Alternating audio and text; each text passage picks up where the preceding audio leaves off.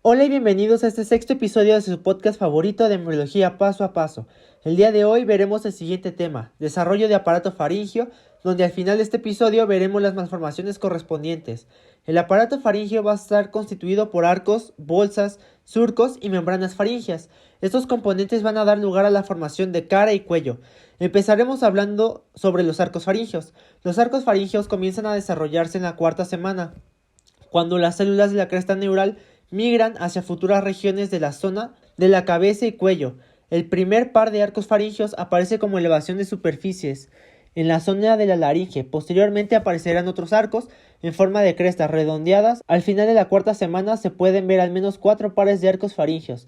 Los arcos quinto y sexto van a ser rudimentarios y no van a ser visibles en la superficie del embrión. Estos surcos van a ser separados por hendiduras, denominadas hendiduras faringias. Al igual que los arcos, los surcos se van a enumerar en una secuencia de cráneo a la cola, craneocaudal. El primer arco faríngeo se va a dividir en dos prominencias, maxilar y mandibular. La prominencia maxilar, como su nombre lo indica, va a dar lugar al maxilar, al hueso cigomático y a una porción del vómer, mientras que la mandibular va a dar la forma a la mandíbula y la porción escamosa del hueso temporal. El segundo arco faríngeo va a ayudar a la formación del hueso hioides junto con diversas partes de los arcos tercer y cuarto. El estomoideo, también denominado boca primitiva, va a aparecer como una ligera depresión en el extremo de superficie. Va a estar separado de la cavidad de la faringe por una membrana bilaminar, denominada membrana orofaringea, constituida por ectodermo en su parte externa y endodermo en su parte interna. Esta membrana se va a romper a los 26 días, poniendo en comunicación la faringe y el intestino primitivo anterior con la cavidad amniótica. Un arco faríngeo va a estar constituido por los siguientes componentes: una arteria, que se origina a partir del tronco arterioso del corazón primitivo; un vástago cartilaginoso, que forma el esqueleto del arco; un componente muscular, los cuales formarán los músculos de la cabeza y el cuello; y por último, nervios sensitivos y motores, que inervan la mucosa y músculos derivados del arco.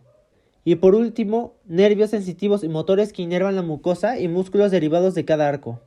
El destino del segundo arco faríngeo durante la semana 5 es aumentar el tamaño y llegar a recubrir los arcos tercero y cuarto, formando una depresión ectodérmica denominada seno cervical. Al final de la séptima semana, las hendiduras faringias segunda y cuarta habrán desaparecido, con lo que el cuello presentará un contorno liso, derivado de los cartílagos del arco faríngeo.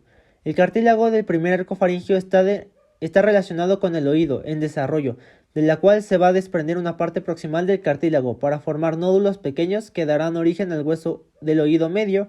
Esto será el martillo y el yunque. La porción ventral dará origen al primordio de la mandíbula, con una forma de herradura y un rudimento cartilaginoso independiente cerca del cartílago del segundo arco faríngeo. Va a estar relacionado con el oído en desarrollo y va a dar origen al estribo. En el extremo ventral del cartílago del segundo arco faríngeo se puede osificar, dando origen al asta menor y parte superior del cuerpo del hueso hioides. El cartílago del tercer arco faríngeo se osifica para formar el asta mayor y la parte inferior del cuerpo del hueso hioides.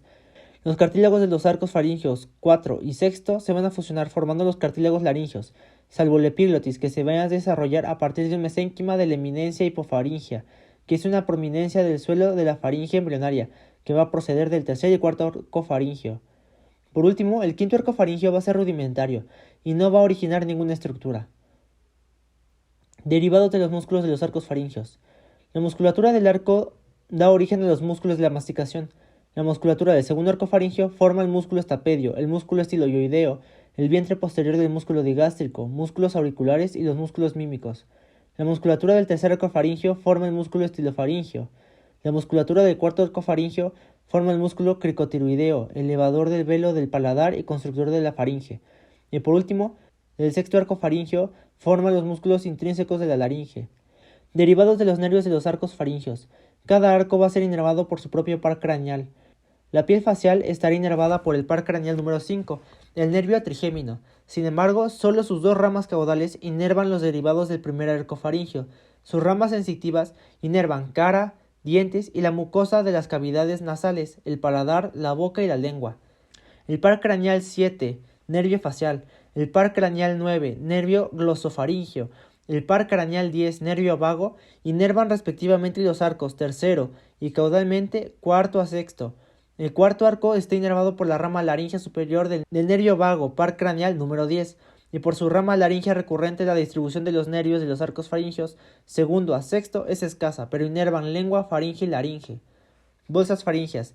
El endodermo de la faringe reviste las porciones internas de los arcos faringeos y se introducen las bolsas faríngeas. Estas bolsas se desarrollan entre los arcos en una secuencia craneocaudal. Hay 4 pares bien definidos y el quinto par es rudimentario o inexistente. Primera bolsa faríngea. La primera bolsa faríngea se va a expandir formando un receso tubotimpánico alargado donde la porción distal con la primera hendidura faríngea contribuye a la formación de la membrana timpánica o tímpano.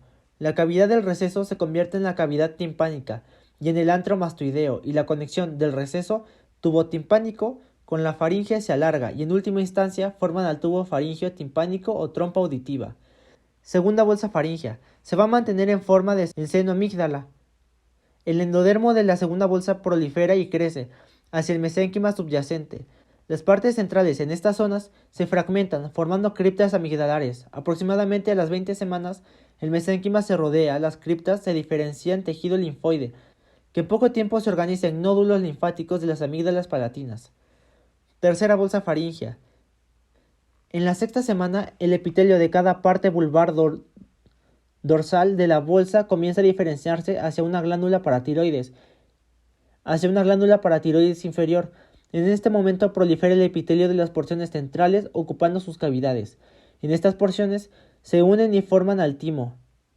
El timo y las glándulas paratiroides inferiores en fase de desarrollo pierden sus conexiones con la faringe, cuando el encéfalo y las estructuras asociadas se expanden, al tiempo que la faringe y las estructuras cardíacas se expanden en dirección caudal. Cuarta bolsa faríngea. Se expande formando las partes vulvar dorsal y ventral. Alargada en la sexta semana, cada parte dorsal se transforma en una glándula paratiroide superior, que se localiza en la superficie dorsal de las glándulas paratiroides. Y dado que las glándulas paratiroides proceden de la cuarta bolsa faríngea, acompañan al timo y van a adoptar una posición inferior a las procedentes de esta bolsa. Hendiduras faríngeas. Estos surcos separan externamente los arcos faringeos y solamente un par de hendiduras ayudan a las estructuras postnatales. El primer par persiste en forma de conducto auditivo externo y las demás se localizan en una depresión del seno cervical y normalmente quedan borradas junto con el seno a medida que se desarrolla el cuello. Membranas faríngeas.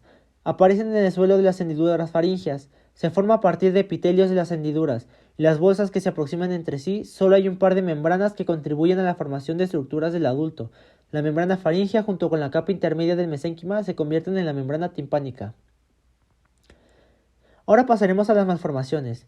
Veremos el primer caso, que son los quistes cervicales. Son restos de partes del seno cervical y la segunda hendidura faríngea, o de ambos, y puede persistir y dar lugar a un quiste esférico o alargado, donde normalmente se localizan de manera libre en el cuello, inmediatamente por debajo del ángulo de la mandíbula.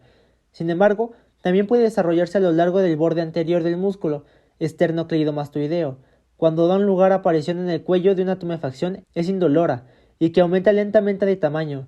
Esto debido a que en su interior se acumula líquido y restos celulares procedentes de su revestimiento epitelial.